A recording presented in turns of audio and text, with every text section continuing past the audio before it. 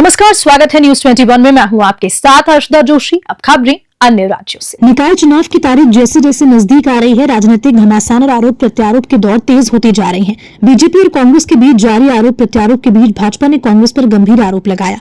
Raipur BJP दफ्तर में प्रदेश महामंत्री संजय श्रीवास्तव और अनुसूचित जनजाति मोर्चा के अध्यक्ष विकास मरकाम ने मीडिया विभाग के साथ प्रेस कॉन्फ्रेंस की और कांग्रेस पर जनता के हितों की उपेक्षा करने का आरोप लगाया। बीजेपी ने कांग्रेस को भ्रष्टाचार में लिप्त और जनता के वादों से मुंह मोड़ने वाला करार दिया। संजय श्रीवास्तव ने कहा कि कांग्रेस ने अपने घोषणा पत्र के लिए जनता से सुझाव लेने की हिम्मत भी नहीं दिखाई। उन्होंने पीसीसी चीफ दीपक बेस्ट से सवाल करते हुए कहा कि क्या कांग्रेस 2018 में किए गए अपने वादों को पूरा न कर पाने के डर से जनता के बीच में नहीं जा पा रही। श्रीवास्तव ने यह भी आरोप लगाया कि कांग्रेस हमेशा से भ्रष्टाचार में लिप्त रही है और नगर निगम रायपुर में कुशासन ही चला है। रायपुर से ब्यूरो रिपोर्ट। प्रेस ब्रीफिंग में हमारे बीच उपस्थित हमारे मीडिया के प्रभारी अमित शमनानी जी, सह प्रभारी अनुराग अग्रवाल जी, हमारे भारतीय जनता पार्टी अनुसूचित जनजाति मोर्चा के प्रदेश के अध्यक्ष हमारे भाई विकास मरकाम जी, और आज के इस प्रेस में उपस्थित सभी प्रेस क्लब के प्रेस के सभी सम्मानित सदस्यगण, सभी सम्मानित साथी बंधुओं, आप सबका आज के इस प्रेस ब्रीफिंग में स्वागत है, अभिनंदन है।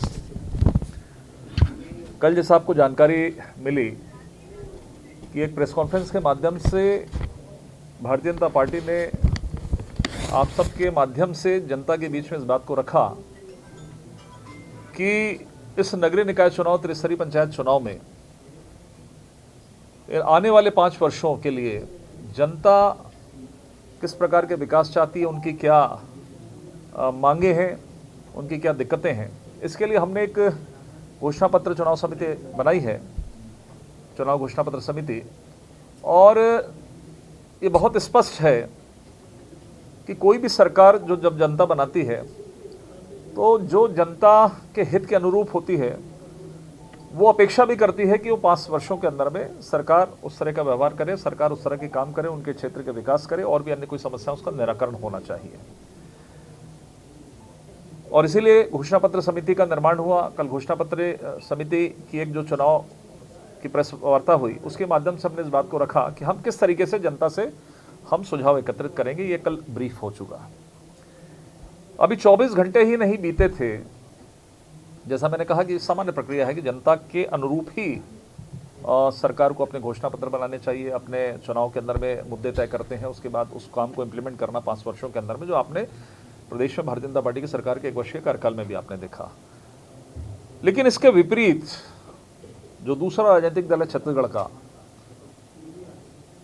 वो जनता के मतों को किस तरीके से दरकिनार करता है, इसका एक उदाहरण देखने को मिला कि जब उन्होंने इस बात का बगैर संज्ञान में लिए कि जनता से सुझाव लेना चाहिए, उन्होंने सीधा अपने घोषणा पत्र की बात की कि हम कार्यकर्ताओं से पूछ के अपना घोषणा पत्र जारी कर देंगे। ये उनका विषय है, कोई हमारे बंधन में वो बंधे, ऐसा जरूरी नहीं है कि हमारे अनुरूप काम करें। लेकिन सामान्यतः जनता की अदालत में जब हम सब जाते हैं तो जनता के हितों के अनुरूप ही सरकार भी काम करती है, और पहले उनसे पूछते भी कि आने वाले 5 वर्षों में हमको क्या करना है। यही कांग्रेस पार्टी है जो 2018 में टीएस बाबा, जो घोषणा पत्र समिति के अध्यक्ष थे विधानसभा में, उन्होंने पूरे प्रदेश के अंदर में, जैसा वो बताते हैं कि ले या सभी लोगों से मिलजुल कर उन्होंने सब चीज़ें की सुझाव मांगे, और सुझाव के आधार पर उन्होंने अपना घोषणा पत्र बनाया। और मुझे कहने में भी कोई गुरेज नहीं है कि उनको उसका लाभ भी मिला। ये अलग बात है कि 5 वर्षों के अंदर उन्होंने कोई काम किया नहीं, जो कांग्रेस के डीएनए में है, जो कांग्रेस के फितरत में है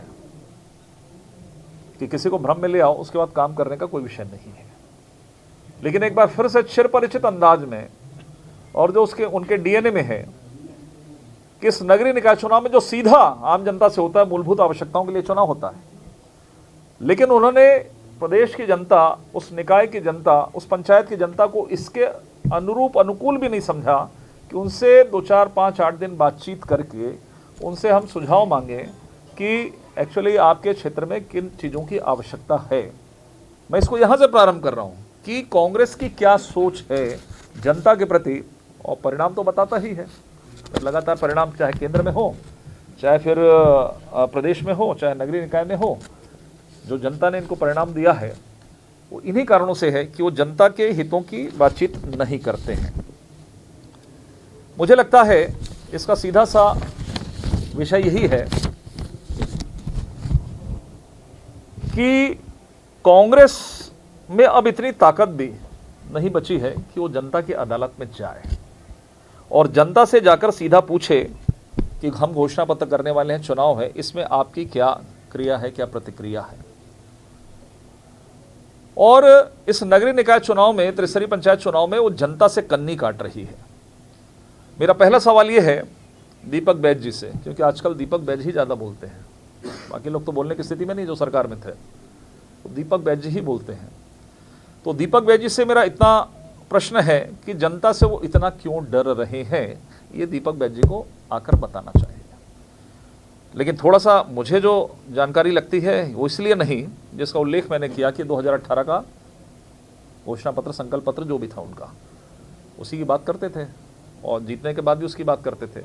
लेकिन 2018 के जो घोषणा पत्र में जो विषय थे, उन विषयों पर आपको मालूम है, चाहे शराबबंदी की बात करें, चाहे बेरोजगारी भत्ते की बात करें, चाहे स्वयं सहायता समूह की बहनों को ऋण माफ करने की बात करें, चाहे सिलेंडर की बात करें, सैकड़ों ऐसे वादे उन्होंने किए थे जिन वादों को उन्होंने पूरा नहीं किया।